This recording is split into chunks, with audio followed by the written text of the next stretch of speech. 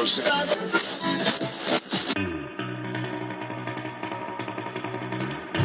Centresteer Podcast, a Land Rover podcast by Land Rover owners.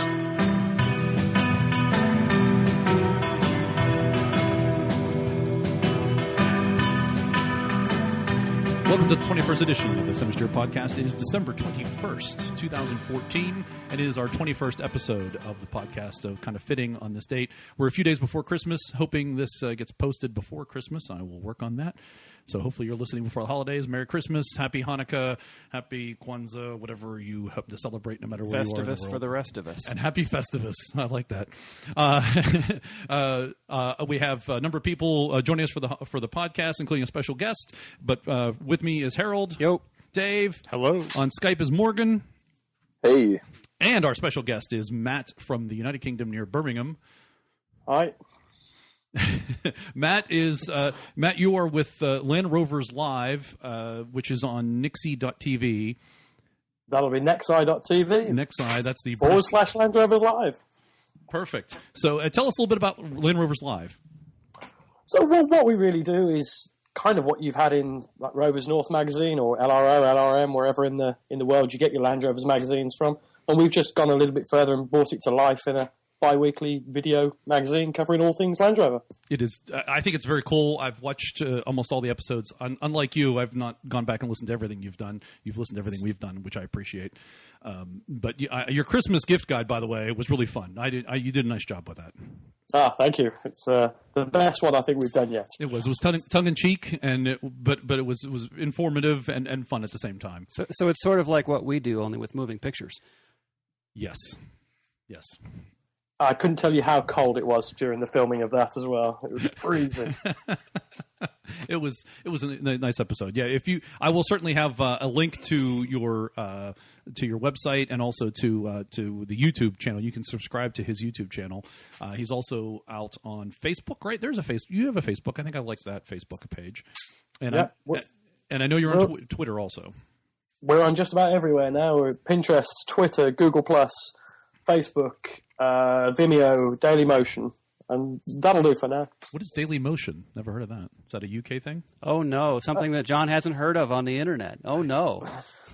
I think Dailymotion was for quite a while the second biggest video site, probably now third or fourth. Oh, interesting. Now, is this your exclusive job, or do you have an outside interest or an outside job, and this is your interest? Yeah, well, this is my interest, and it does take up most of my time now. It didn't, and it was never supposed to, but it does now. But I make the similar sort of thing, but for many other different things during the day. So we make films, TV ads, music videos, and all sorts of things. But Land Rovers being my passion, that's what the show's about. So what do you drive? I currently drive. Well, I've got two Defender 90 TDI 200s. One of them's about to go to get something else. So, another 110 TDI 200. That's you'll notice the 200 theme running through all of my vehicles. Yeah, that causes much drooling on this side of the pond, by the way. It does. It really does. Good. Was one of those the one I recently saw a picture on Twitter that you had one towed? Sadly, that is the case. It's still in the shop being repaired. And it's absolutely down to my own fault. One of the 90s has the timing belt ripped out of it and timing gears put in. I don't know if you would have come across that. Yeah, timing that's gears. the Zeus conversion. You've got it, that's it. So I never have to worry about the timing belts. Sadly, the other one, which I should have worried about, I didn't, and the timing belt went. And so that's bent all the push rods, and that's in the garage being mended. Well, the plus side is it only bends push rods and snaps rocker arms. It doesn't break pistons and bend connecting rods. Absolutely. It's not an issue I've come across before, but actually I was relieved to find that it wasn't too damaging and too expensive at the end of it. Had that have been a Volkswagen or a traditional car, that might have been an engine in the bin. Right, that's actually an engineered weak link. They're meant to do that. Oh, good. That makes me feel loads better that he's meant to do that. Are you going to just repairing the engine, or are you putting a different one in? No, we're just repairing the engine. It would have been, probably is repaired already, actually. It really didn't take long. No, it's a pretty quick fix. As long as you don't damage the head and don't have to pull the head off, just swapping push rods and a timing belt takes an afternoon. Have you always been a Land Rover guy? How did you become a Land Rover person? I was brought up on a farm and around farming, and over here that's your staple vehicle on a farm would be a Defender. And my memories from being in a Defender as a child, my mum drove one and my dad drove one, and my dad switched over to Discoveries when they first came out. But the noise of the new series truck, the TDI 200, which would be the first noise that I really remember, sitting in the back as a child, and of course we had the side-facing seats and you didn't have to wear seatbelts back then, but I would jam my legs between the two wheel arches and try and stand up for as long as possible, and that really kind of, I didn't know it got me hooked at the time, but when I later had my own children, that was one of the very first things I really wanted to be able to do for them, was to give them that experience and bugger all the EU laws. Is that your daughter in one of the videos, the first Land Rover Live user? That's right. Yeah, that's my daughter Felicity. So. Nice. Yeah, she does a nice job. You have to check out that video of her. She's playing with a model Land Rover and talking about it. It's I cute. saw that one. Yeah, that's really cute. That's just well done. It was nice. Yeah. Nice job. Nice job. Yeah, we haven't had many other entries for that yet, though. So. Well, so tell us more about Land Rover Live. How'd you get started? And I have some follow-up questions then after that. Yeah, well, there are many different reasons we got started. I mean, the main one is that in the UK in particular, there are two magazines that service Land Rover enthusiasts, and that'd be Land Rover Monthly and Land Rover Owner International. And they both do a great job. They've been around for a long time. But I work in what is effectively marketing, making films and adverts for people, and it just occurred to me that the people who were selling products weren't getting very much out of advertising. But moreover, as a purchaser of stuff, let's say I have the problem like now, my timing belt's gone. I've never had the information of whether to go for a genuine, whether to buy Bearmac, Brit parts, All Makes, or anybody else who makes the different parts. They all advertise in these magazines, but there's never really been buying information about that. So the key thing was just out of sheer frustration, really, that when I go to the store, I know I'm being sold whatever they've got on the shelves, and I wanted to be able to re-empower Land Rover enthusiasts to say, you can make a choice about this. If you don't want a Brit Park product, or if you do want an All Makes product, or you prefer Bearmac, then you're equipped to know why and make those choices. And I think the same thing runs through many different areas of Land Rover. There are tens of thousands of us who love Land Rovers, but the information out there for us to make decisions, whether it be in the UK, which green lanes we can do and can't do, what products we can buy and can't buy, it's just not there. So really, that's what LandRoversLive was about. I thought if I created a bit of a platform, Kevin Costner style, if you build it, they will come, then people would get involved and chime in with good bits of information, and so far they have. And that's really, if we can become a resource where people could just say, you know what, LandRoversLive said that was okay, so it must be okay. Sort of consumer reports for Landy enthusiasts.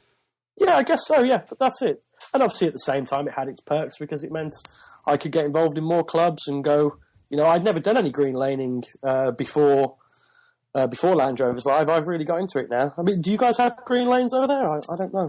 They aren't always green, but yes, we do that sort of thing, definitely. It's not an official thing here to have green lanes. That's not part of our laws. Right. Okay. Actually, here in Vermont, we sort of do. We have some unmaintained public roads, which are still rights of travel. So, well, mind you, the state of Vermont is pretty much one big green lane, I think. That's true. Yes, definitely. And we do envy you that, Morgan. Yes, they should put that on a license plate. The Green Lane State. What is isn't the Green Mountain State? Yeah, but they should just make it the Green Lane State. Yeah. So yeah. At Pennsylvania, though, it's all private land for the most part, and you kind of. Well, there's some pay parks. There are pay parks. That's kind of a staple around here. There's a couple in Pennsylvania. There's some small ones. There are a couple small ones, and there's probably the largest one east of the Mississippi. Which one's that? Which would be Roush Creek Off-Road Vehicle Park. Right, Roush which Creek, is yeah. 25,000 plus acres. Wow. In a lot of parts of the country, there's logging roads and fire roads, which are just glorified trails. Yeah. But they're not. Those could easily be changed. I mean, they're at the whim of the whoever's logging or cutting into there. Something they could change plow it themselves and change it. But it's not official. Put up gates. Yeah, that's happened a number of times. Yeah, and really that's the same as what's happening in the UK. Great green lanes are under fire a lot. It's not beyond it's not out of all probability that we might lose all of our green lanes in the future. There's a couple of companies who do quite a bit in the UK to try and keep them open, but they're constantly under fire from environmentalists, and it's an easy political point to win over here to say 4x4s are just tearing up the whole place and ruining it for my dog and ramblers and such. So, being able to go and visit these green lanes and show that, and also just promote good, responsible use of Land Rovers on green lanes, I think that's kind of an important thing to do. So we try and cover a bit of that as well. There's a movement over here called Tread Lightly that does a similar thing. It promotes responsible off-roading, and really that's actually, in a sense, good for the environment because it gets people out and gets them exposed to the environment and makes them more interested in preserving it.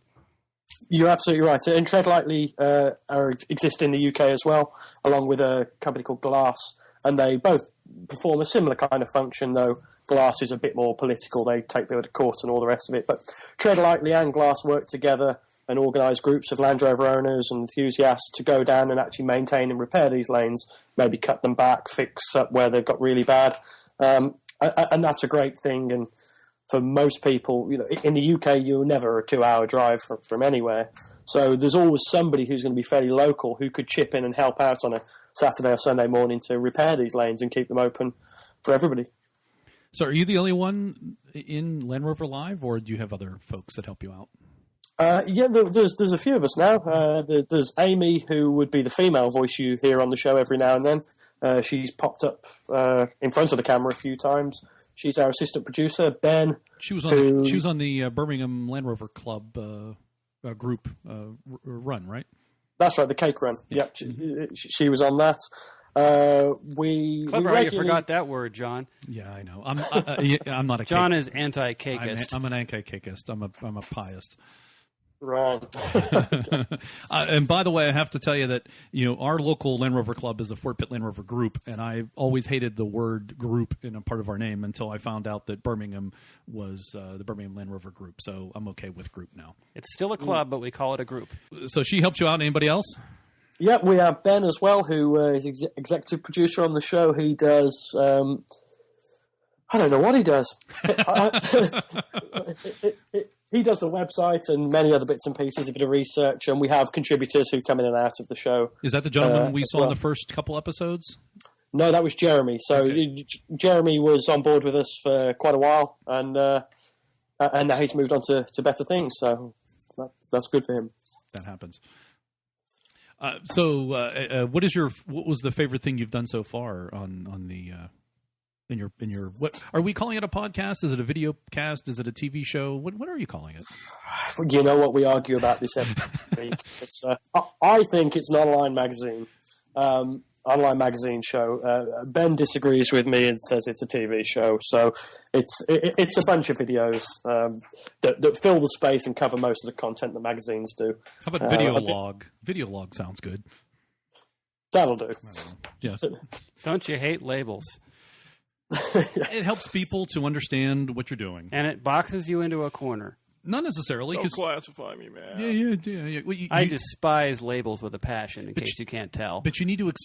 But you still need that 30-second elevator speech where you got to explain to people what is it you do. What's the Centresteer podcast? And people, I don't know what is it. I can give you a 30-second elevator speech on what I do without using any labels to define myself. Certainly not some big word that starts with an M. There's nothing wrong with being a mechanic. Apparently there is. So do you have a favorite spot in Land Rover Live that you've done so far?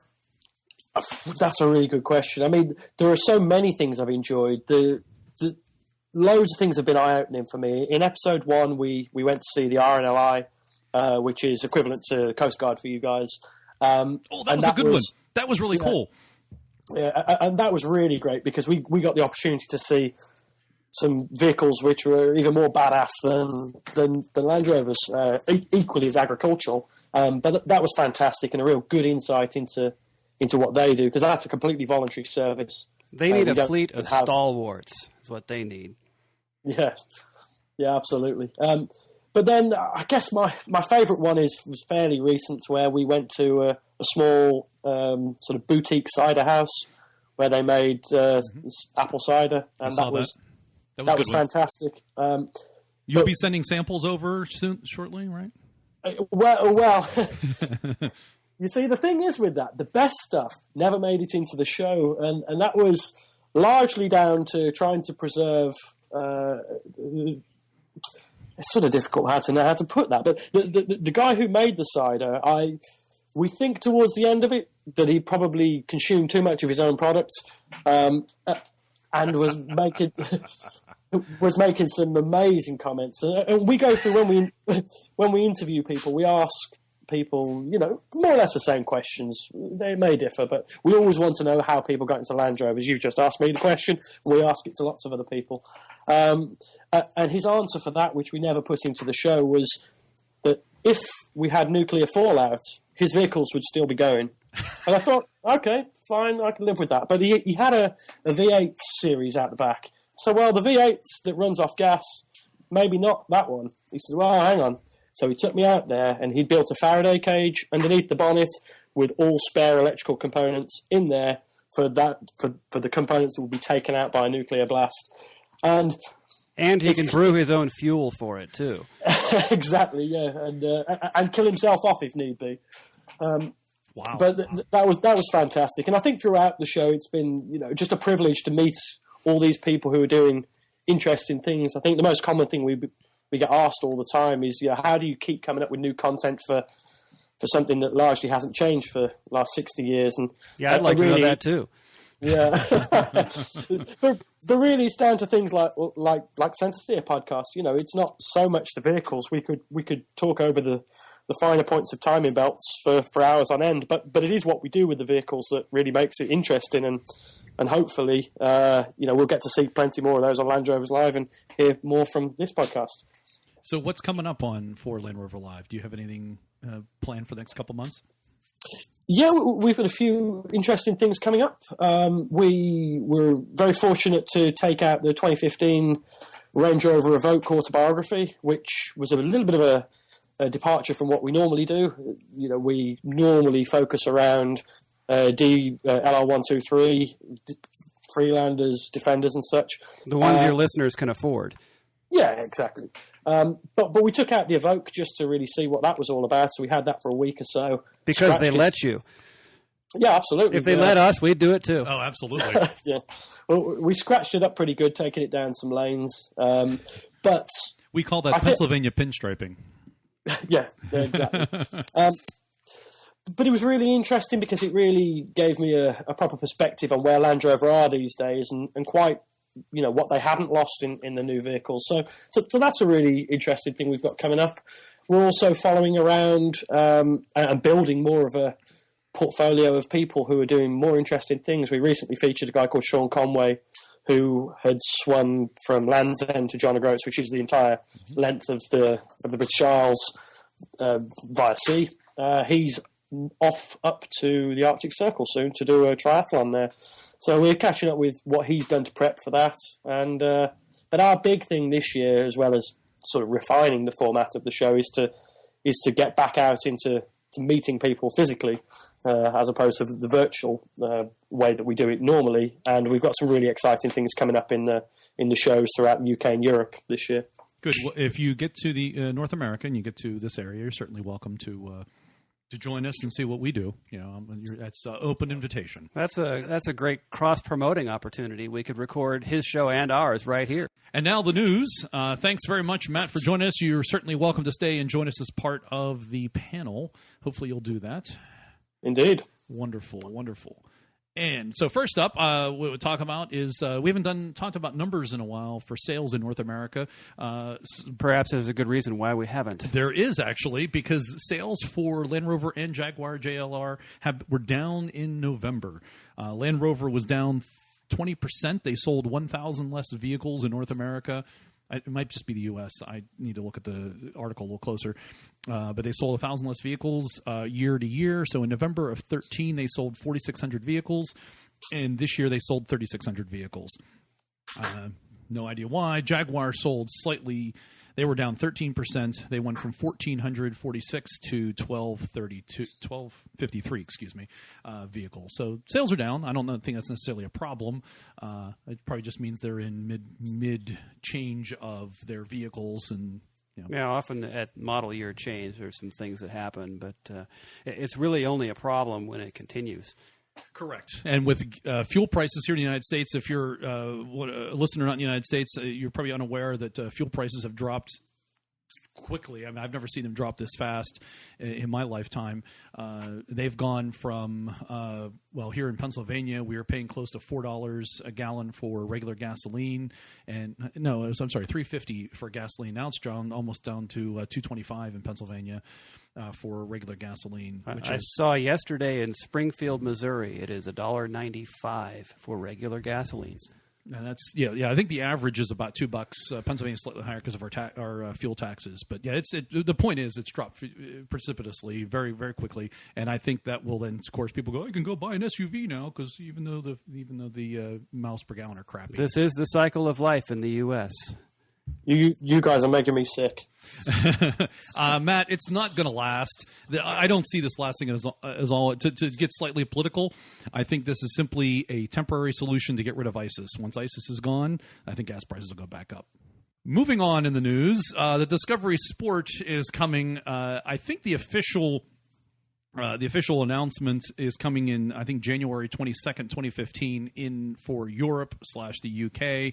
I think North America is not until another month later.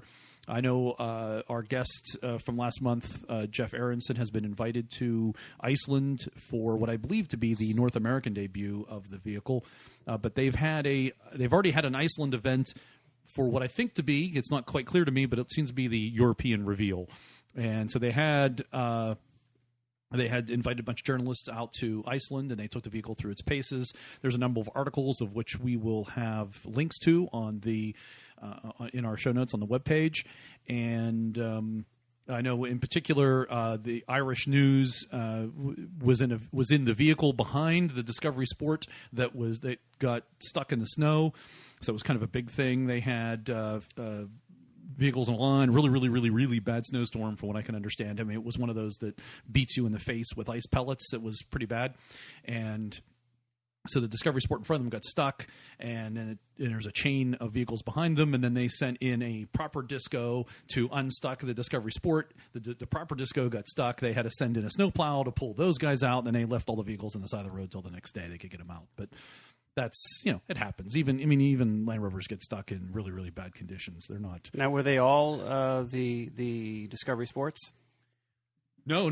They were all Discovery Sports. They were announced that they were debuting. Okay. They sent in a proper Disco LR4, Disco right, 4 right, LR4 right. But all the ones on the side of the road that got stuck, were they all Discovery Sports, or were there miscellaneous makes? No, they were all Discovery Sports and the Disco. The recovery Disco got stuck. Right. So in trying to get the Disco Sport out. But continuing with the reviews of that, actually, Car Magazine out of the UK had a nice review. Bottom line, they liked it. They thought it acquitted itself pretty well. They'll have of course, a link to the full article. They thought the exterior styling was kind of bland, which I kind of agree with. It's kind of but they thought it acquitted itself pretty well. Did a nice job doing its job, which is off road. Interesting thing I read in this was that they're going to come out with a two-wheel drive version, which goes along with the Evoque having a two-wheel drive edition. I don't know if that'll make it to North America. And the Freelander. The Freelander never had two-wheel. In England they did. Did they? I believe they did. I don't recall that ever And happened. of course, the Jeep did too. So, there's heritage there. There is that. Always good to have heritage. Matt, do you know that? Was there a two-wheel drive Freelander? I'm putting you on the spot. I didn't know that. No, I was led to believe it was was for two-wheel drive Freelanders that had been modified, but I've never seen a Freelander that actually is two-wheel drive. But that, it wouldn't surprise me nowadays. I was led to believe that in the early days of the Freelander that was available. It wasn't a standard thing, but it was available. I could be wrong, but I thought I read that somewhere. I've never seen one, but that's not to say I'm right. Well, I might not know what I'm talking about either. So the Disco Sport, the one they had a diesel engine. They're going to come out with a new diesel engine later in the year, and that we won't get. Yeah, I know. Anyways, and then we're going to come out with that new. So the new, I think, is Jaguar, Land Rover going together on a new diesel engine? That's what I'm kind of picking up. They're coming out with this new JLR diesel engine. It wouldn't surprise me, and it would make a lot of sense if they would do that. Not that they would ever consider putting it in a Jag for the North America, but recently the Queen opened the new plant, which is not too far from where we're based. Again, about 20 miles away, developing that opens the new Ingenium engine plant, which is their new very fancy engine, which will be shared, I think, firstly going into the Jaguar XE and then into the Evoque, and we'll see from there. But on initial looks, that looks quite exciting. It does. And of course, Jaguar is supposed to have looks like they are going to have their own SUV now, which I'm not in support of, but I'm not a fan of the idea. Let me guess, it's built on the platform of the Discovery Sport. I think it will. Yeah, it's another Freelander. Which is based on the Freelander. It's a Freelander with a better grade of leather and wood. Just what the world needs. Hey, the world... Wait, let's stop here for a moment. There's nothing wrong with the Freelander, the mighty Freelander. Don't be attacking the Freelander. I had to stop the podcast just for that. They're spectacular in the... They are mighty. They are mighty in the mall parking lots of America. I have to say that'll be one. They're quite useful. John did take his far further than anyone else has ever seen. And the Freelander is quite useful for introducing lots of girls into the Land Rover sport worldwide. And why did I get into Land Rovers? To pick up chicks. And you can see it worked. Well, that's not exactly where I was going with that, John, but okay. So the new Disco Sport is coming. It's going to have, at least in Europe, it's going to have a new diesel engine eventually in the end of the year. It's out there. It's out and about. So if anybody gets one, we certainly want to know about it. And if we're happy to take it on the trail and test it out. Anybody going to get one? Well, we could try to get one over here to test out the new pedestrian airbags. Tell us more about the pedestrian airbags, a European requirement, if I'm not mistaken. It is. I think it's the first Land Rover to have pedestrian airbags, which, I have no complaints about that, although it would be nice if that could get us around the restrictions that are causing the demise of the Defender. I don't think that's the only reason causing the demise of the Defender, but I think that's one of them. It's one of them. I mean, really, on the Defender point, I still think how you build it is a lot that goes into it that I haven't talked about. Having seen them built. Oh, they're very, very costly to build, and they can't make the price point and compete in the market is really the bottom line. Yeah, I think it's, yeah. Oh, absolutely. Yeah. So the European requirements are forcing a way of designing the vehicle so that a pedestrian, if they do happen to get hit by the vehicle, they are going to survive better than they currently do. And I think one of the things that Land Rover has done is to place an airbag into the front of the vehicle. I think it's around the windscreen. Is that correct, Morgan? I think you did more research on this than I did. I actually haven't watched the video yet, but from what I read, it deploys down over the hood. So I believe it is mounted by the windscreen. And so, yes, so if you do get hit by a Disco Sport, if you're out on the highway and you're a pedestrian, your chances of survival have now increased. Right until I back right back over you. If we just have inflatable roads, then we'll be away. Yeah, exactly. Although on that point, the Land Rover, the Disco gets excellent safety marks too. In general, its overall safety gets a great rating.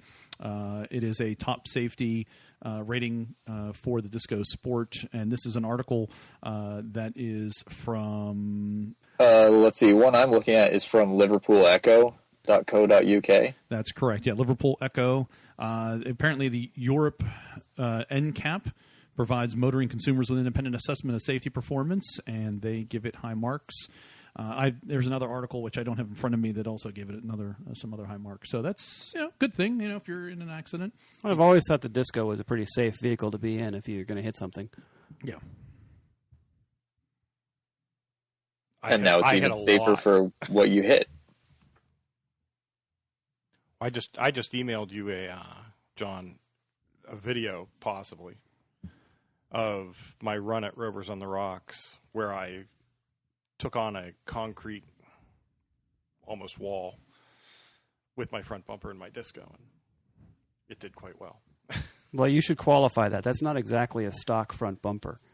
Yeah, Harold, for those of you listening, Harold built both my front and rear bumpers with an eye toward them possibly being the only thing that survives. Well, I know how Dave drives.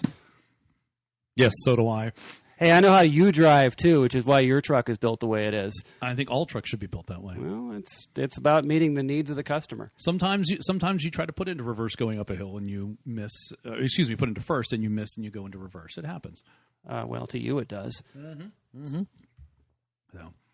So that's the Disco Sport news. If anybody gets one, we want to hear about it, and we'll hopefully have Jeff Aronson on after he goes to Iceland, and he can talk about his experience. I actually posted to him on Facebook. I said maybe we can get him to do it right. He can Skype in for us right from the driver's seat while he's driving one. Can we call him our special correspondent now? Sure, he's our special correspondent. I think that's not a bad thing. Next up, France says diesel cars are a mistake, and they're going to do what they can to get rid of diesel vehicles because they put out too much CO2. I think it's CO2. And they're going to increase the taxes on diesel engines to get rid of them. Well, so I read through the article, and I have to wonder, and maybe you guys know a lot more about this. Are there restrictions on the low sulfur diesel, what they are here in the U.S. now? I think they're headed that way, but I don't think they're quite the same as far as the fuel itself. You're not forcing them to start using additives and things like that. Well, that was the problem. American standards for diesels were higher than the Europeans, and that's one of the reasons why they couldn't bring diesels into the United States was because our standards were higher. Higher meaning tighter? Tighter, yes. Yeah. And so that's why you're now seeing European standards have increased to the point where it now makes sense it's easy to import the vehicle into North America because the standards are all close to being harmonized. Okay. So I think for us, what Europe is doing is helpful to us because then there's a better chance of us getting your diesel vehicles, which you've seen with especially Volkswagen bringing more and more in. Dodge has introduced some. Jeep has a couple now, and that they're bringing in. Well, Jeep has it because they now have access to Fiat and their diesel production. Right, and but that goes to the harmonization of the diesel standards. It's easier to bring those in without having to do any major retooling. Correct. So, and there's been of course, there's been discussion. You hear little hints and allegations that will Land Rover do it, will Mercedes do it, will actually BMW is doing it too because BMW is bringing in a diesel. I think it's in their 6 Series. So. But to your point, Dave, their standards have increased. France is apparently, even though they've increased, they still think it's not good, and they're going to raise the taxes to get rid of them. So, I'm not sure what that means for us necessarily. Well, the irony is that back in the 70s, one of the few diesel vehicles you could get was a Peugeot. I think they in fact imported more diesels to the U.S. than anybody else did. Yeah, and I think that this trend actually, it's not a new trend. I mean, France are talking about putting more tax on diesels, but the tax on diesel has been climbing for quite some time anyway. And in the UK, there are areas of the country that you can't drive a Defender into without paying a huge premium. So, for example, today, if I was to drive down to central London or anywhere inside, 40 miles from London, it'll cost me £100, about $160, $180 a day to do that. in low emission zone charging. So, this isn't a new thing, and if France do it, you can bet your bottom dollar that that'll spread throughout Europe and become an EU law, which will then apply to all countries. You think maybe that has something to do with tax revenue? Because I know that's over here. That's kind of the issue behind a lot of the reason why diesel costs so much more than gasoline is the taxes that are put on the fuel. They've decreased the taxes on gasoline in a lot of places, or at least the federal excise tax has been reduced on gasoline, and the federal excise tax on diesel has gone up, and that's a lot of why it costs so much more for the diesel versus gasoline. It keeps most of the rank and file tax consumers who vote, who drive gasoline, keeps them happy because their fuel is cheap. Yeah, I think that's exactly it, except for most voters in the UK would drive diesel cars, so I'm not sure the rationale, but that's the part that's confusing me. I would think it'd be the other way around. I think they'd want to tax gasoline more over there. Well, that's actually is happening. I remember when Steve, who couldn't join us for the podcast today, he told me when we were in the UK that there are more that the tax. Back in the 80s or 90s, they started to increase the tax on gasoline, so people would drive more diesels. And now that they're driving more diesels, at least in the UK, they've now increased the tax on diesels to push people to gasoline. And and it seems like they're kind of changing policy as they go for whatever reason. That's kind of a sneaky way to increase the tax on everybody, isn't it? Whether it's sneaky or not, it's the direction that they're going. Here, the taxes for us, they supposed to pay for road improvements. Where's that money going? And that hasn't happened, and that's where our gasoline tax money is supposed to go to, is towards road improvements and road works. But I think the road in front of my congressman's house is pretty nice. That it may or may not be, but Pennsylvania in particular is horrible when it comes to road maintenance. I mean, really, well, not everybody knows that, and it's something that actually should be talked about. And 60 Minutes here in the United States did a big thing on infrastructure improvements, and Pennsylvania ranks one of the worst when it comes to bridge repair, and how many bridges, especially in southwestern Pennsylvania, we have. And we actually have one bridge in Pittsburgh where they build a bridge underneath of it to catch falling debris. Right, it's a catch bridge. It is a catch bridge, and that's all it does. It's supposed to catch the falling concrete because the bridge is about almost 100 years old. And it probably costs more than just fixing the bridge in the first place. Yeah, that's exactly it. And actually, this time a year from now, that's the Greenfield Bridge, I think? Yes. Greenfield Bridge. And they are going to repair that bridge. It's planned. And if this all goes to plan, they're going to implode that bridge, drop it onto the road below that's about 200 feet, isn't it? That's a fairly high bridge. It's a high bridge. They're going to bring in a bunch of dirt and sand, put it over the Parkway East, right outside the Squirrel Hill Tunnel, if you look it up on the internets. And they're supposed to, implode the bridge, drop it down, close the parkway for 2 weeks, bring in the dirt, drop the bridge, and then clear all the debris out, and then reopen the road. And that's supposed to be a year from now, Christmas time next year. Hopefully, that sounds like a very American solution. We do like to blow things up. Yes. Well, you can also, do what we did and just, let everything languish until you have a 100-year flood that wipes out every bridge in the state, and then rebuild from scratch. Well, you would need you'd need a life-ending, extinction-level flood to do that here. Well, and it's also easy to do when you only have 3 bridges in an entire state. So, yeah. Hey, now there might have been 5. Important to note that in the city of Pittsburgh, there are more bridges than there are in Venice, Italy. That's correct.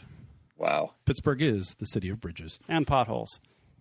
That concludes the news for the 21st episode of the Centresteer podcast. It is now time for the holiday edition of the M Word. And now the M Word, the night before the podcast. 'Twas the night before the podcast, and all through my brain, not a thought was stirring, not even a grain. 5 minutes they give me to speak my mind, if only a good topic I could find. Just 5 minutes is all I need to share a thought, to plant a seed. Oh, how easy this all must look, if only they knew how much time it took. Seriously, I have no clue. I'm drawing blanks here. What will I do?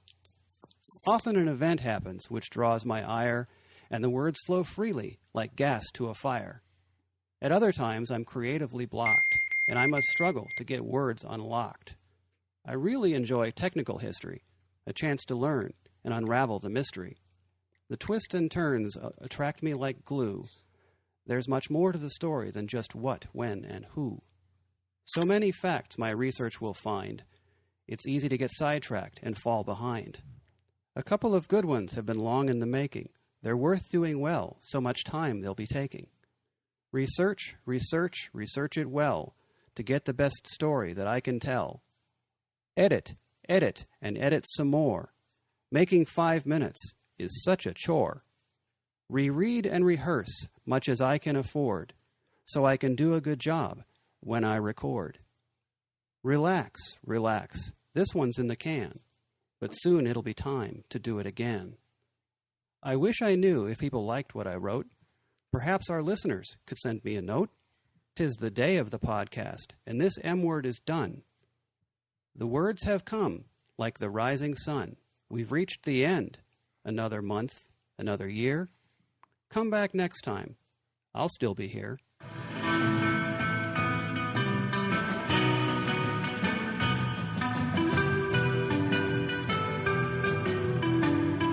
Welcome back to the 21st edition of the Centresteer podcast. It is still the 21st of December, 2014, and which is summer solstice is today. Is that not correct? Yep. Winter solstice is today. Is The that not darkest correct? day of the year. That's correct. From now on, daylight will now increase. Not the day, daylight will increase. I hate that. So when people say, oh, the day's going to get longer. No, it's not. Day's the same. Depending on how you define the word day. First up, we're going to talk about events, and there was Land Rover recreated the Great Divide Colorado Highway run from 25 years ago, and they did it in a modern Range Rover, and Four Wheeler Magazine did the run. And bottom line, they thought that the Range Rover acquitted itself very nicely, and they were pleased. They said that if you've got the ducats and you're in the market for something like that, a luxury vehicle, rest assured the Range Rover has the off-road prowess to match its luxury. And we'll have a link to the article if you want to read all the details. But the modern Range Rover, they thought did as good a job. Now, is that an ordinary Range Rover? That was my understanding. It was an ordinary Range Rover, just off the lot. So Land Rover has not seen the opportunity here to produce a reboot, if you will, of the Great Divide edition. Oh, no, I think they did a reboot, but I think it was a standard one. They just left a sticker on the side. That's the impression I got. Well, okay. It's not too much different than the original. But. I mean, it still costs upwards of $100,000 American. Yeah, I mean, the original edition was really kind of a glorified trim package anyway, so I guess that's, all right. It's the same thing. Yeah, all right. Yeah, and they restored one of the originals and took it with them, at least for a portion. I think they did it for the whole thing. I think you're correct. I didn't find that article to pull that up, but I remember seeing that pass by my stream. Yeah, that was. Yeah, the one that they did, I think, was actually a support truck the original time around, if I remember correctly. Yep. Of course, the downside to the Great Divide edition is it's only available in white. Land Rovers in white are spectacular. That is like the color. Some of us. This are from a fans guy of who the thinks white. the Freelander is the best. Nothing more needs to be said. Yeah, I don't know. I'm not that big of a... I like white vehicles, but... Nah. Generally here in the UK, the white ones are the ones that will never get their tyres dirty and are double parked outside school gates. I'm sorry, but if I want to have dreams of driving a postal truck, I'll just drive a postal truck. I'm still partial to the red of my D1. I like the Alveston red of my Freelander, but white is it's a nice looking. Anything but white. Moving on in the news, or in the events, excuse me, we're not in the news, we're in the events, is the Maine Winter Romp is coming up. That is February 14th to the 16th, 2000. Wait a minute. Got to pause. This says 2014. I don't think they have the dates posted for this one. They don't, but I looked up President's Day weekend, and it seems to be the same dates for 2015. So I don't know if they just... Yeah, it'll be President's Day weekend. Okay, we'll pause and we'll start again. If you just refer to it as President's Day weekend, that's exactly what you're I'm going to gonna get do. away with it no matter what. So moving on in our events is the Maine Winter Romp, which takes place over President's Day weekend for our non-American listeners. That is in mid-February when we celebrate all all of our presidents, all 44 of them, in one weekend or one day. So that's usually around mid-February, I think, the 15th, 16th, somewhere in there. And the Maine Winter Romp is coming up in February. Anybody planning to go? I had kicked it around. I went last year in the midst of one of the largest snowstorms to blast the East Coast in the past decade. The polar vortex. Yes, the polar vortex. It took an 18-hour drive and turned it into a 26-hour drive. Or actually, the Massachusetts Department of Transportation is probably more to blame for that. They closed the road, didn't they? Well, they tried. I wasn't stopping. I'm not surprised. But their idea of plowing is to block the entire road with snow plows. Well, if Massachusetts is blocking the road, that snow must be pretty bad. Because they know how to handle snow. No, not really. Because when they plow the entire road, they plow all of the exits shut, and all the idiots in their front-wheel drive cars then can't get on or off. Wow. Well, not getting on is not a bad thing. But all the ones that are out there can't get off. Getting them off and out of your way is probably a good thing. Yeah. I have seen Pennsylvania, especially on the Turnpike, they will take 3 or 4 of their big plow trucks and they'll stagger them, and then they'll just run them down. They'll close the highway, and then they'll run them down the highway and do that staggered plowing. Flying V, if you will. Yeah, that's kick-ass to see. Well, that's basically what these guys did, only it was I-95 around Boston, and it was like 12 lanes across in each direction. So you plan to go this year brutal. then? I may. Okay. I'm not committing to it just yet. Well, This last year, was that also the voyage where your snorkel iced shut? Yes, it did. I was asleep in the passenger seat with my wife piloting, stuck behind the plows, and she says to me, "Dave, why did the truck just stop shifting?" And I said, "What are you talking about?" We're in Massachusetts at this point. A long walk home. With your 2 kids? No. Okay. The Maine is inhospitable enough weather-wise that I don't want to take my kids out there and get stuck someplace. So you're behind the plows. So we're stuck behind the plows. The truck is now incapable of doing more than about 35 miles an hour, which is actually okay because nobody else is moving any faster than that anyway. And we got off and got into a parking lot of some little garage that was closed. And I'm thinking, oh, my God, what's wrong with the transmission? To step back, during my prep work, getting ready for the trip, I had swapped out something, I don't even remember what, that had required me to pull the hose off the transmission cooler. Right. I think I remember this now. And while I thought it had clipped back on, as I was driving home from my friend's shop where I was working on it, it popped loose, and I ran the transmission out of fluid. Or ran it down so low that it disengaged. That's effectively out of fluid. Yeah, I was pretty darn close to out of fluid. So I'm thinking at this point, oh, great, the transmission's just given up. You've burned it up in the middle of nowhere. Well, it was just outside of Boston, but right. Might as Like well I said, for me, it might as well have been in the middle of nowhere. Anyway, after about a half hour of poking around at it and realizing that there's all kinds of transmission fluid in it and it doesn't smell burned or look bad, I was about to try and run us over to an Advanced Auto Parts, and as I'm putting the hood down on the truck, I look up and I notice that the snorkel is just a solid wall of ice across the opening of the snorkel. And I'm thinking, why the hell's that even pointed forward? I chipped it off, turned it around, truck was great. Well, the easy fix. Yeah. I was in a great mood from that point forward the whole trip because the worst had happened. You've learned the value of 3-dimensional thinking right there. You Yes. looked up and discovered the problem. Yes. So that's the Maine Winter Romp, and you may go back this year. I may go back this year. Last year, this was my second trip up there. It was spectacular. It is from Pittsburgh to Maine. I mean, the terrain it's a whole different planet. You know what part of Maine it is? It's Waterville. Is that like mid, north? Mid, sure. I believe. You should go visit Jeff. Jeff usually comes up. Yeah, he's off he lives off an island. But he's at the Romp. Romp. No, he's at the Winter Romp every year. True.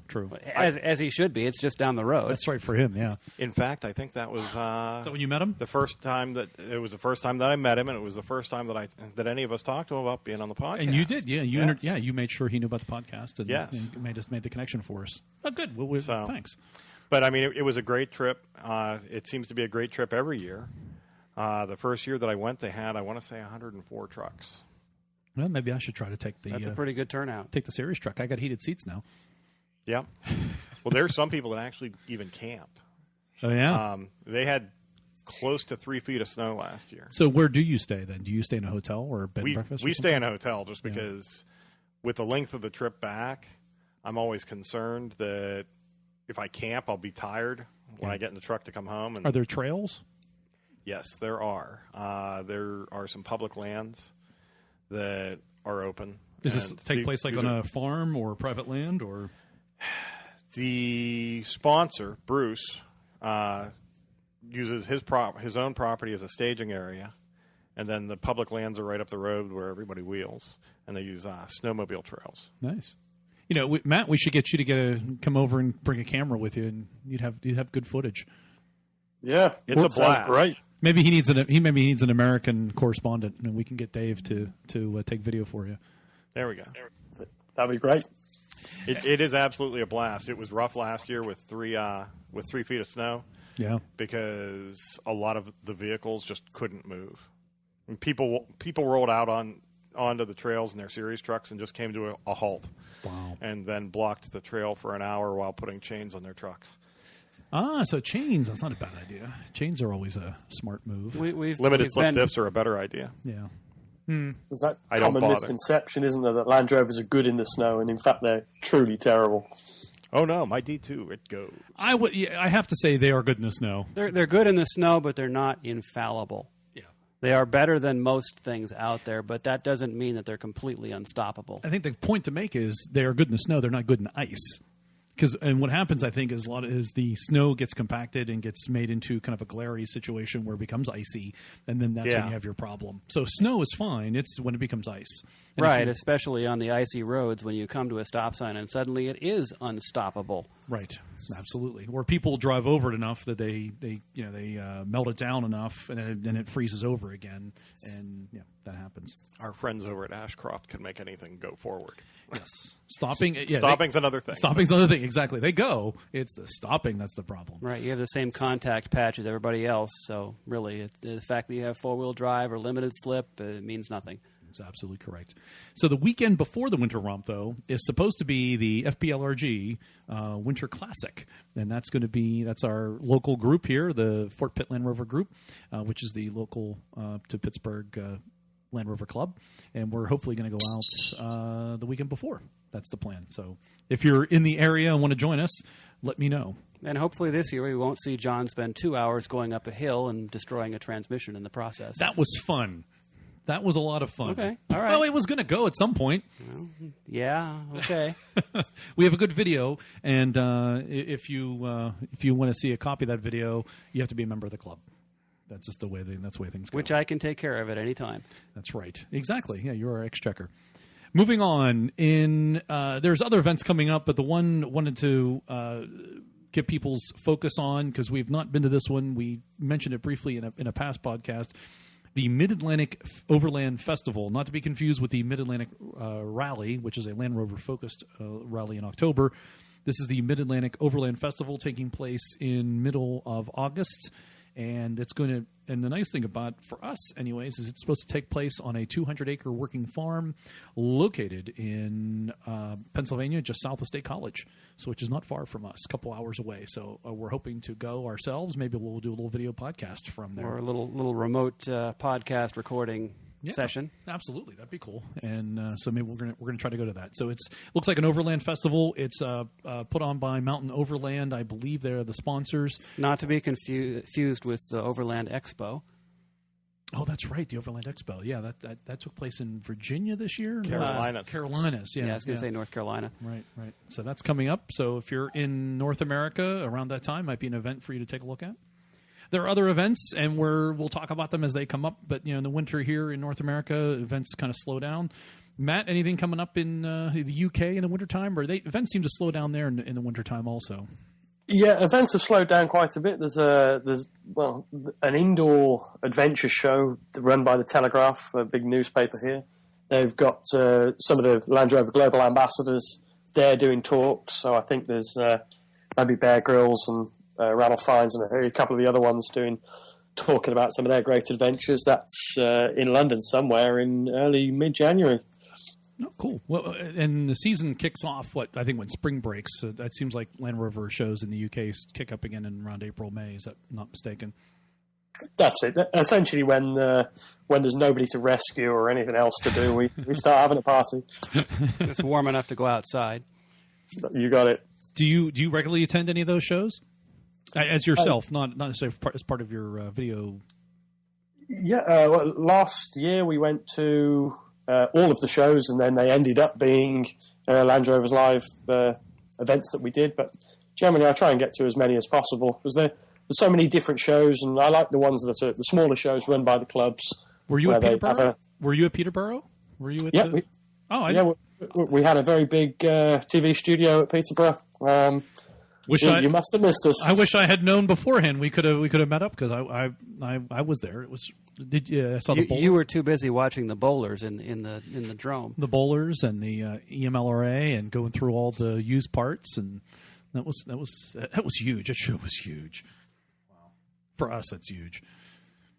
I'm sorry I missed it. I think in 2015 there's the Billing Show. Which are you guys familiar with the Billing Show? Yes. So the Billing Show 25 years ago was the biggest show around, and it's 25th anniversary this year. And I'm reliably informed they're kicking that off in some big style this year and throwing a lot at it. So by the amount of visitors, it's bigger than Peterborough Show. In terms of volume, it's probably similar. So that's what I'm looking forward to. When is Billings? That's in July? Yeah, it's in the middle of the year, so July time. End of July. That's when it is.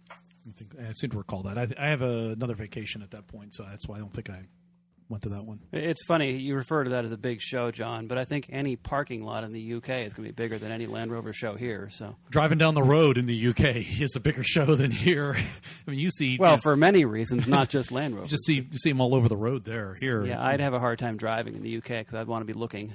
Steve told me, you can stop now, John. I'm like, what? He says, you're pointing them all out. I'm like, yes, because that's what you do at home. You go, look. Here, you don't need to do that in the UK. As long as you wave. That's true. Yes. Well, you do have to have your hands on the wheel at some point. Yes. So in the holiday style, it being the holiday season, and hopefully we get this out before Christmas, and you might have a day or two if you want to order something for the holiday, or maybe after the holiday you want to still buy something for yourself or a Land Rover enthusiast in your life. Something interesting I came across. I heard about. Well, good, because these are children's books. Perfect. All righty there. There are 3 children's books that are M-word content that are Land Rover focused, and they are. I saw them at the Heritage Motor Museum in Gaydon, and then which brought my attention to them, and I see them now on Rover's North and Amazon.com. And Rover's North has the set of 3 books, which are called Landy's New Home, Fender, and Landy. Those are the 3 names, for $87, and in hard copy edition. And Amazon, I think they are $50 a book. That's it. That's it. They're $50 a book, so $150 if you want all 3 from Amazon in the United States. So you're better off buying them at Rover's North. So Rover's North, less money. It's all 3 of them together for the $87, right? That's correct. And then reselling them on Amazon. So, there you go. In true Rover fashion, we get nothing. We have no connection except that with Rover's North, except that Jeff's been on the podcast. So don't think we're pushing this because. And John has a whole tea set worth of mugs here from Rover's North. All for free. Yes, I do. Also. Matt tells me they are £6.99 available in the UK. Now you understand the premium involved in having a Landy on this side of the pond. Yeah, I do now. Yeah, that's some markup. Maybe Matt, you can. That might be a little side business for you. Yeah. It's what they've been smuggled in under bags of cocaine and things into the country. No, they're smuggled in later model Defenders. Actually, Yes, that's how it comes. Yeah, under the seats. Yeah. Well, even it's 7 pounds, double that's roughly $15. Yeah. So yeah, you you sell them for $30. You make a pretty penny on that. Yeah, you could make a slaughter on that. All right, let's chat after the show. All right. Yeah, don't tell Jeff. Don't tell Jeff Aronson. Also, he's not on this podcast. Screw him. So following along the lines of gift ideas, I came across something, and I have to thank the 4x4 podcast. It's a podcast I've been listening to for a while. They're based in North America, and so I've been listening to them on and off different times, and they had a holiday gift-giving guide a couple weeks ago, and I heard about this, ordered 2 for myself, and they are killer. I fitted them in my series truck, haven't had a chance to drive it with them in, but they are available through Amazon Basics, which is house brand, yes, and they are 12-volt heated seats. You plug them into your what we call the cigarette lighter, your access point and power point, and they slide right over the backs of your series truck. And you're not really going to put them on the front, the bottom pad of your series truck, especially if you have a military one, in which case you need to have access to the fuel right underneath the seat. It'd be a little problematic. But they plug in, and as long as you have you have enough amperage to handle it, you now have heated seats for $30 American. Although that's $30 per seat, right? $30 per seat. Okay. Although when I went out to pull up the link for the podcast, they are currently unavailable. But I will have a link to them. I'm sure there may be other models out there, and maybe they're just sold out because of the mention from that 4x4 podcast. That they are sold out, but to me, it's like an easy thing. I tested them in my Jetta, which already has heated seats, but just for testing purposes. Yeah, kind of an anticlimax at that point. Yeah, it was fine. I mean, it does there's 2 settings on the controller. Well, 3 technically. There's high, low, and off, and you plug them into the circuit lighter, put them on high, low, puts out enough heat. And, for series truck owners, I think this is like a no-brainer to me, especially if you're in a northern climate and you want some heat and you're always having trouble keeping the cabin warm. You can try to help keep your body warm. Well, the heat in my series truck has 2 settings, off and cold. Mine is on and off, and which is the same, really. You're lucky to get any heat coming out of that thing. And these are the things that keep me in a disco. Well, you're not ready to step up to a series truck, Dave. You're just not. See, when you have a series truck and you have, especially if a diesel in it, it takes a long time for that diesel to heat up, if ever. And so heated seats. Yes, it takes from October till July. So heated seats make it all much better. You now have instant heat to your body to keep you warm. So I highly recommend. I'll have a link to it on the webpage on the show notes.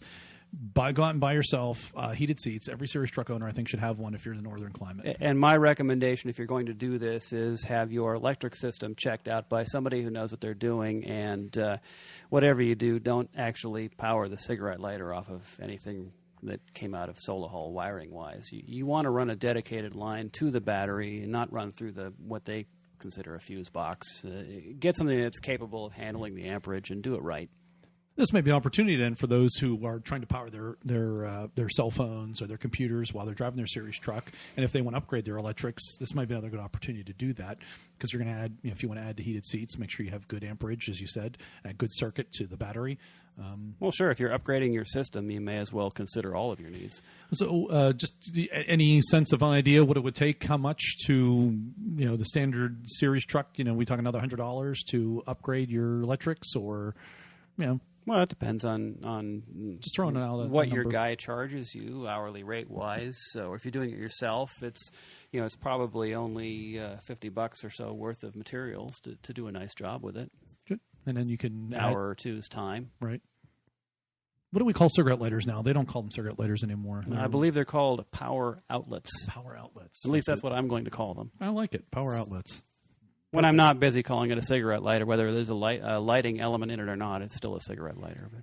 And Matt, I apologize. I didn't look at Amazon.uk.co.uk to see if they're available there, but maybe I'll do that. I'll be sure to check. That to me is just like a killer thing. I don't. It's just like a no-brainer. It would make your life much better in your series movement. You could even put them in the disco, Dave. Of course, I already have heated seats there too. But not all discos came with heated seats. technically, maybe not, but they're all there. Well, if your seats are covered in leather, there is a heater in there. Yeah. But the ones that covered in vinyl, which they actually decontented the D2s in 2003 and took away the heaters unless you had the leather seats. That was terrible. Yeah, I know, it's a step backwards, but basically in the D2s especially, and I think most of the production run of the Series 1 discos, if you had leather seats, you had the heater, and all you had to do was add the switch to turn it on. Yep.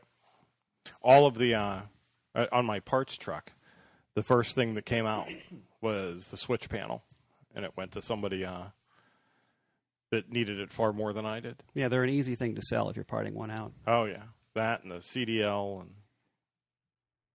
which, in case our listeners don't know, that's the linkage to operate the locking center differential, which was not available on the Series 2 Discoveries, but was an easy retrofit using Series 1 parts. Yeah, it was only available after 04. On 04, yeah. From the factory. But prior to that, it was an upgrade that could be done. And I'll have you know, all Freelanders in North America came with heated seats. It's a matter of whether they're plugged in or not. So those are our holiday gift items. I'm biting my tongue.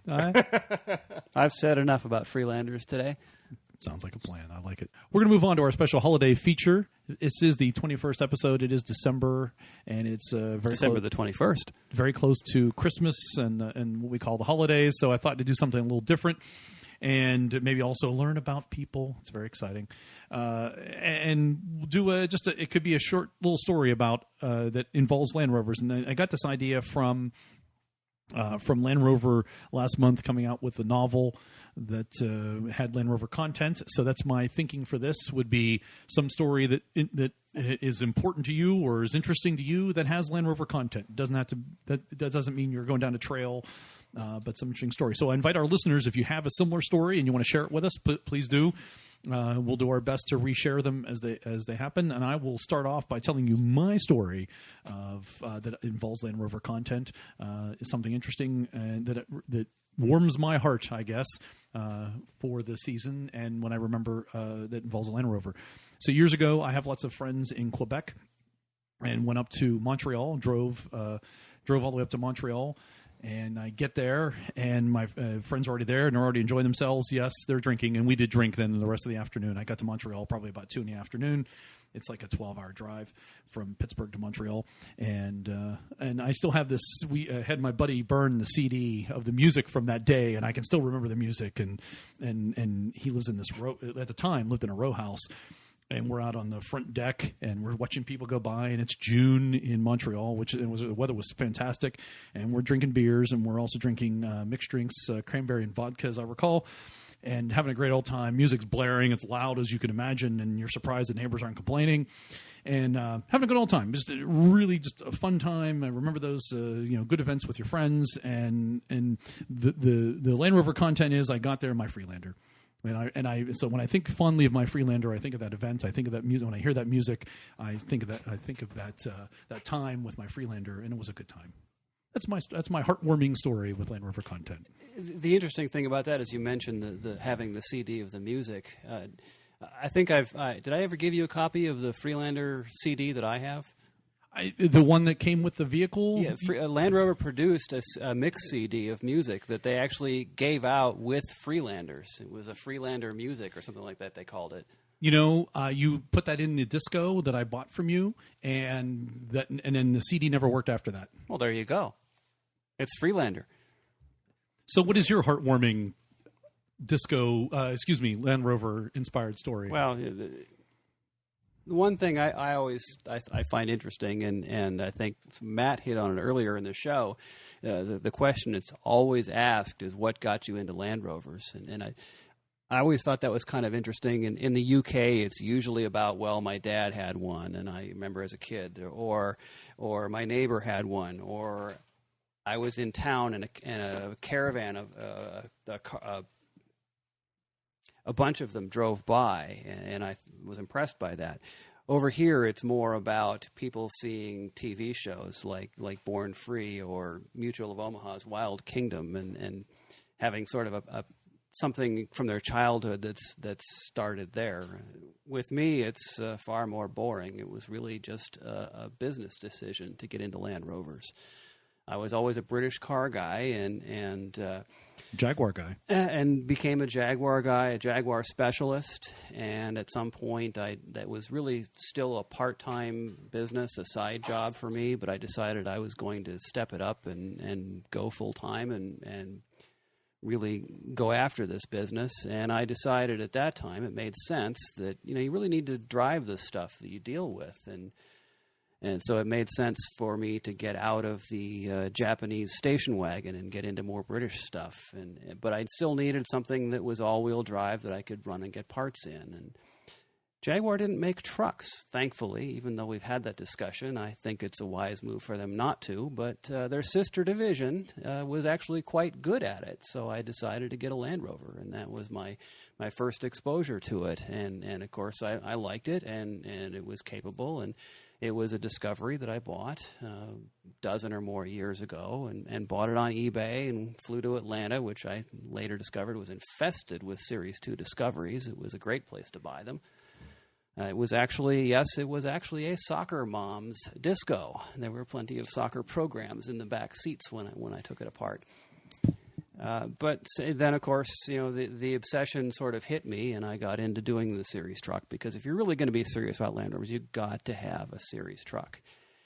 And at that point, I decided, well, it made sense to sort of get plugged into the community a little bit, if for no other reason than just to get more information and to get exposure to people who have done things that I haven't done yet with them. And I'd had pretty good luck with online communities before and with other makes, and so I thought I'd sort of poke around and look to see what was out there Land Rover forum-wise, and happened to be on Yahoo and discovered this Fort Pitt Land Rover group forum that was local to me, and so I thought, well, okay, I'll check these guys out. And lo and behold, one of the guys on there is a guy I'd bought parts from on eBay.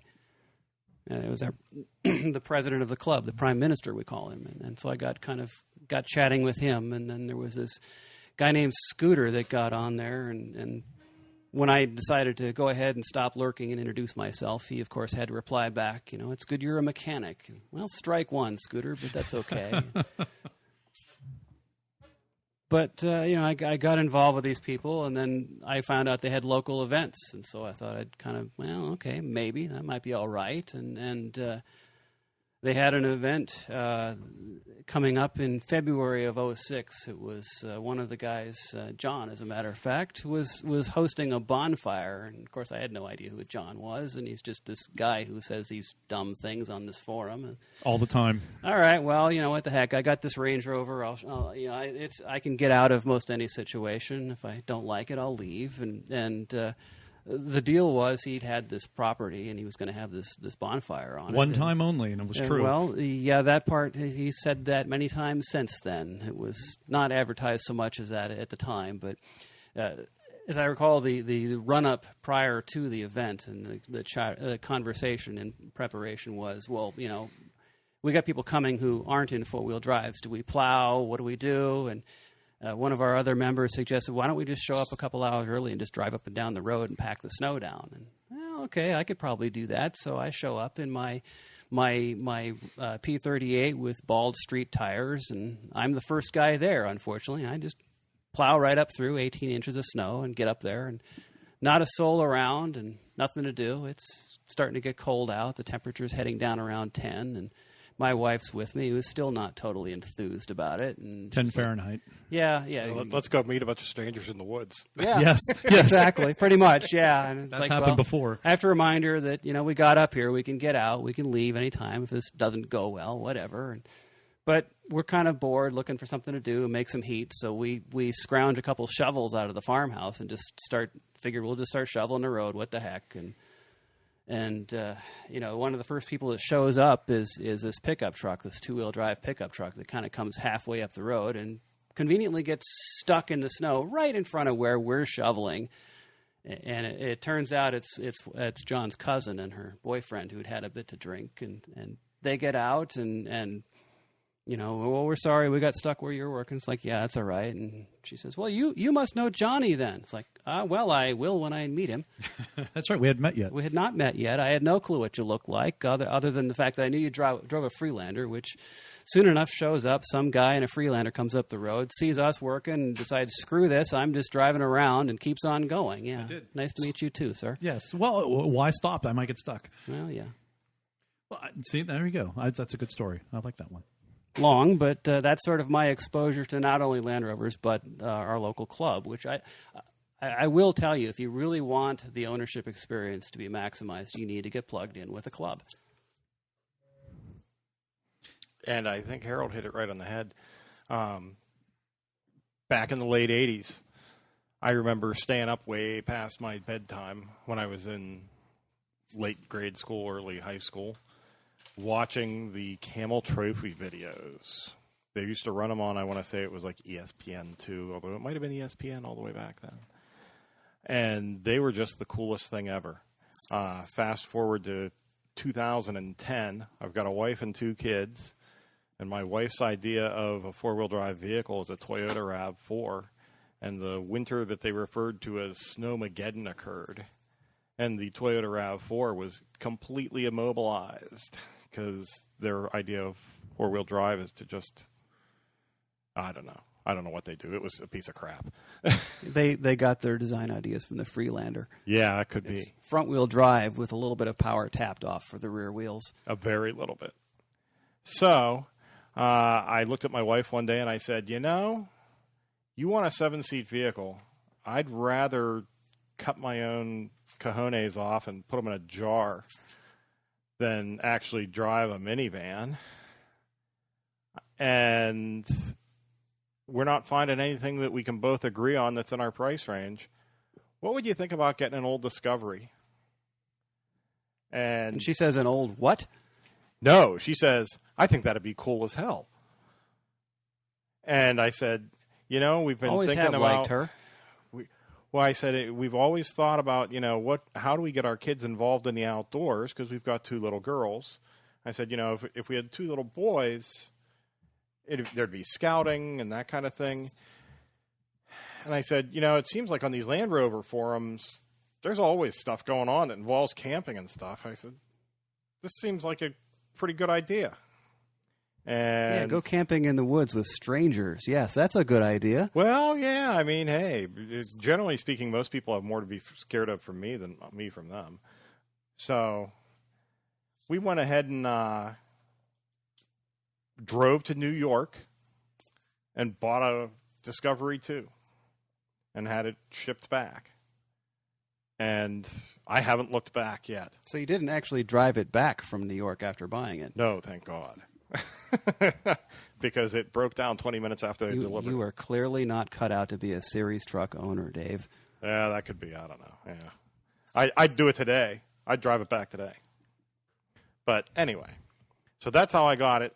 Every year at Christmas, up until this year, and this year was just a fluke, I have taken my truck out to a tree farm in Butler with my kids, driven through the tree fields while other people are hiking about, dragging trees back to their car, truck, minivan, whatever.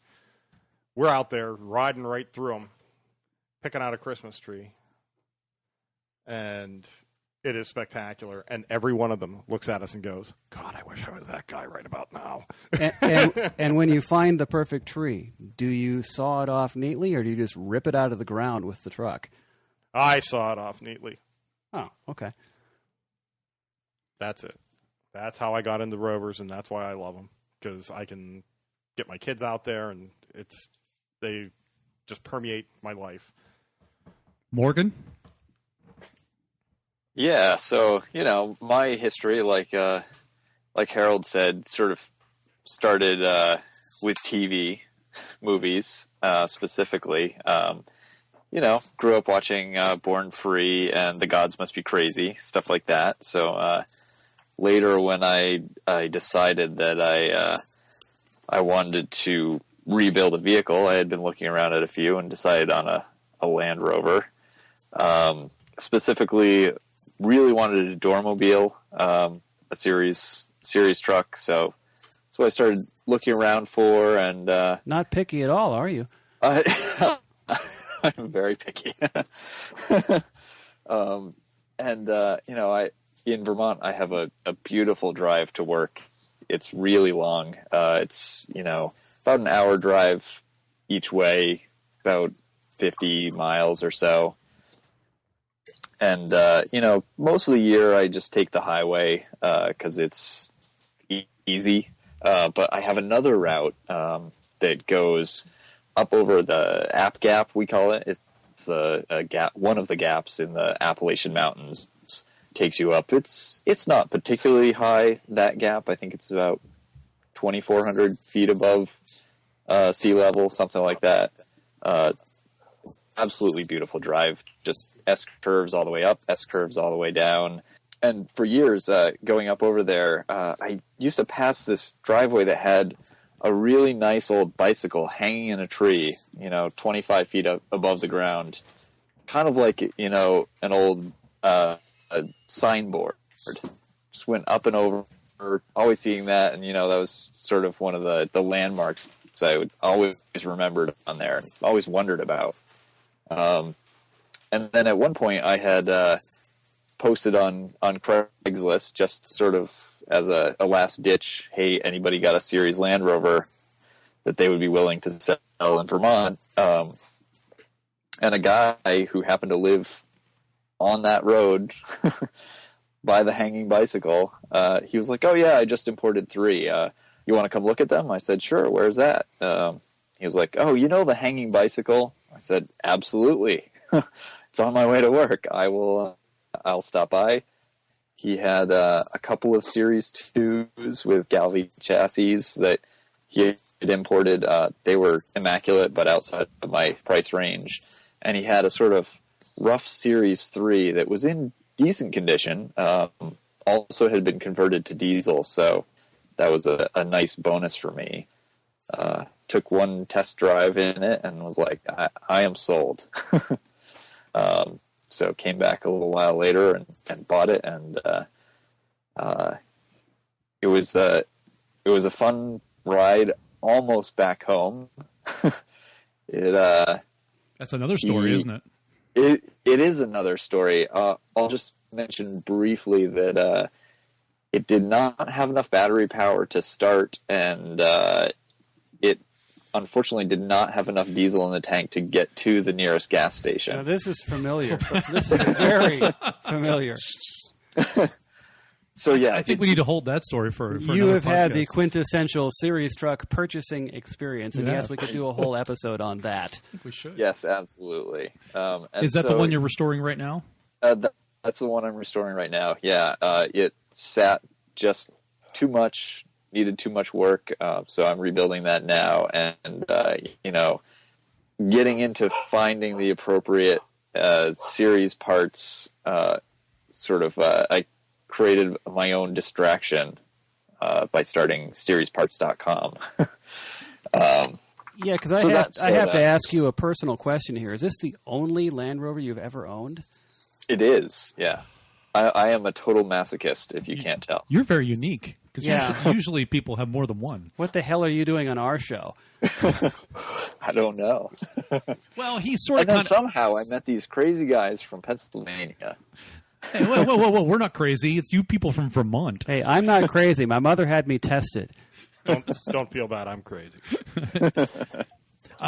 Someday, and it's a little off topic for what we're talking about here, but we should talk about seriesparts.com. Put that down in the notes. We'll talk about Series Parts in a future episode. Sounds we should do that. good. Yeah, it's funny because you're so involved with that. It's hard to think of you as being a newbie of sorts by only having one Landy.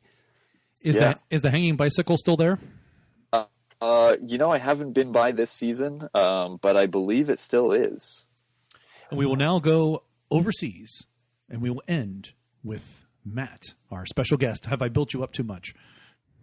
Well, we may be a little bit disappointed, but my story sort of comes from fairly recently. As I mentioned earlier, I've got 2 TDI 200 Defenders, both 90s. And whilst that's all well and good when you've only got 2 children, expanding the family any further requires a slightly different vehicle. So that's the position I'm in. And so one of them, at least one of them, has to go.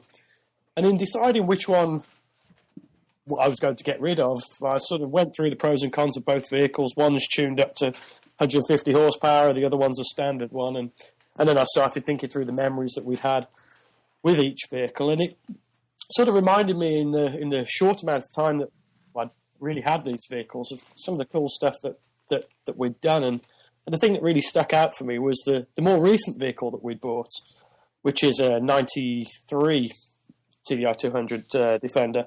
I bought that one just merely on a whim because when I got married, the truck I had wasn't quite smart enough to be a bridal vehicle. So I bought one that was even less smart, resprayed it real quick, and that was my wife-to-be's bridal vehicle. That was cool. But then we went off on our honeymoon around in that, and that was all very nice as well. But the main thing that I really sort of cherish about that vehicle is earlier this year in June, we went over to France in the vehicle, and some other Land Rover clubs went there as well, but we just travelled over alone. And it was the 70th anniversary of D-Day Normandy landings, as you're probably aware. So we went round and did the whole Band of Brothers thing, had a look where everybody came on and all the different bits and pieces that happened. And we, being in a Land Rover, it gave us a huge opportunity to go to places where nobody else could go, because in France they all drive ridiculous small cars. So they have to stay on the main roads. And of course, this is President Obama's there, the Prime Minister's there, the world leaders there. So the roads are closed. This wasn't a problem in the Land Rover. You could drive across the cliff tops, and that's exactly what we did. We drove across the tops of the cliffs. No roads required. Exactly. And the only other people that were there were the French Mountain Rescue, who also drove Defenders, which was great. And then we just walked down into Aramanch. But the highlight of that trip for me was if you've seen any of the pictures of that vehicle, when I resprayed it, it was supposed to be the Heritage Keswick Green. Well, I'm not a particularly good sprayer, and somehow it ended up turning out matte. So it looked a bit military, and there's Willys Jeeps absolutely everywhere during these DJ celebrations. So when you drive along the coast, nobody's allowed on the beach unless you're in a Willys Jeep or appropriately aged motorcycle. That's all that's allowed there. And at no other time of year is any vehicle allowed on the beach. So we were driving down Omaha, down the promenade at Omaha Beach, and we just waved onto the beach because we're in a four-wheel drive vehicle, which is kind of military coloured. So, you know, that memory of actually probably being the only Land Rover to have ever driven the full length at full pelt down Omaha Beach and back, and having a couple of funny looks from the Willys Jeep owners, but I was going to make the most of that little trip. You know that Willys Jeeps, Bantam Jeeps, which is the original Jeep, is from north of Pittsburgh. Oh, right, I didn't know that. No. Yes, they're from Butler, PA, which is an hour drive from where we live. And there's an annual Jeep festival that now takes place in Butler, PA, which Harold and I went to last year, celebrating the Bantam Jeeps. Bantam Jeeps were the original Jeeps, and they couldn't support the contract, so then the contract got pushed off to Ford and other people to create the Willys Jeep. Yes, I did know about that, actually. I mean, I know it's sacrilege to say, and I'll probably get hung, but I really would love a Second World War Willys Jeep, or Bantam Jeep, or Ford Hell Jeep. Hell yeah, of course you would. Why not? Just call it a prehistoric Land Rover and you'll be okay. It's exactly what it is, yeah. Mm. So the idea of being the only Land Rover that's probably ever driven the full length of Omaha Beach, that was super exciting for us. Legally, at least. That's cool. That's really cool. Thank you for joining us for the holiday edition of the Centresteer podcast, number 21. I hope we all wish you a happy holidays. Hope you have a good time wherever you are, whatever you're doing. And in Land Rover speak, Hybernaut. I'll throw out the hashtag Hybernaut. That's one of their big things on Twitter, is to go out and do something. Go out and enjoy yourself, especially even in the wintertime. There's no reason to hibernate and not enjoy your Land Rover. Land Rovers are great in the wintertime. Especially if you get heated seats for your series truck. So if you have anything you wish to contribute to the podcast, you want to give us your story idea on how you connected with Land Rovers, or some story that connects you with a Land Rover, feel free to email us. I go out to our webpage at centresteer.com. That's CENTRE in the British spelling, steer.com, and you can find our email address. You can also reach us on Twitter at Centresteer. We're available also on Facebook. We have a page on Facebook. And feel free to interact with us there. I know Derek does. And this is our monthly shout out to Derek. How you doing, Derek? And he'll listen in a few days and comment to us. We need two people to do that, just so Derek isn't alone. He's being singled out because he's the one who talks to us. He does. And we have a couple dozen listeners that showed me in the statistics, but I think there's a lot more folks that download the podcast from the webpage itself or listen, outside of the standard iTunes subscription. But if you want to go out to iTunes and give us a rating, we'd appreciate that. That shows up too, and that can also push the podcast up, and other people can connect with it. Matt is doing LandRoversLive, which is a really, really good video podcast. Can I say that? Video podcast, Matt? I'll let it slide once more. So I recommend you go out and check that out. It's a bi-weekly. Does that make sense? Bi-weekly? It's every other week. It's always a confusing term. That is bi-weekly. That's bi-weekly, but it can also mean midweek. It's like that would be semi-weekly. Is that what that means? Yes, that's what that means. I thought so. Bi is only every other, not bi is not twice. Bi is every two. Semi is every half. Oh, well, see, we've learned something on the Centresteer podcast. Something else. I reckon one of you's read the website then. No, I just know the language. The Queen's language, right? Well, I know the language. The Queen's variant is, I'm still learning that. That's right. So that is the Centresteer podcast. I want to thank everybody for listening. I want to thank you for contributing in your way that you may have over the past year. I want to thank Harold. I want to thank Dave. I want to thank Morgan from Vermont, and especially thank our special guest this month, Matt, all the way calling in from Peaky Blinders headquarters in Birmingham, England. Peaky Blinders is a good show. Check that out if you haven't done that on Netflix. Really good show. Thanks very much, Matt. Pleasure. We'll talk to you next month in January for another edition of the Centresteer podcast.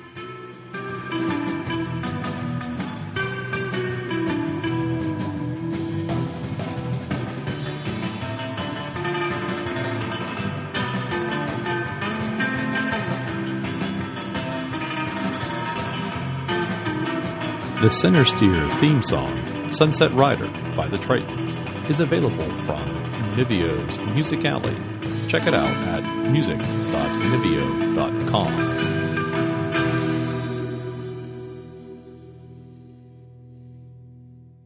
See you later. See you later, Dave. See you, Harold. Bye, Morgan, if you're still there. And happy holidays to you all. Happy holidays. Happy holidays. Take care, guys. Take care now. Bye-bye. Bye. See ya.